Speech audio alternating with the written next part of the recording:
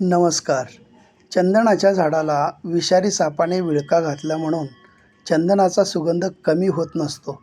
अर्थात ज्याचे कर्म चांगले तो कधीच संपत नसतो. जगण्यासाठी संघर्ष नसतोच. संघर्ष असतो तो स्वतःच्या अस्तित्वासाठी आणि स्वाभिमानासाठी.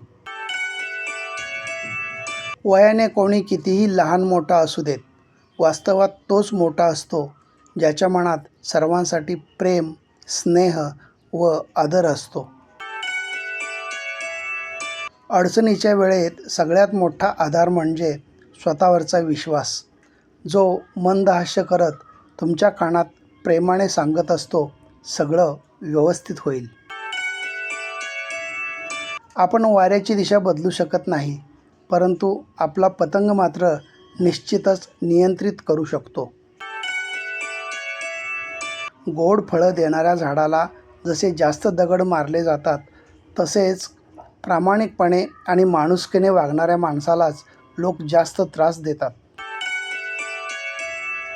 एक आधार, एक विश्वास, एक आपुलकी आणि एक अनमोल साथ जी देवाकडे न मागता मिळते, तीच खास मैत्री असते.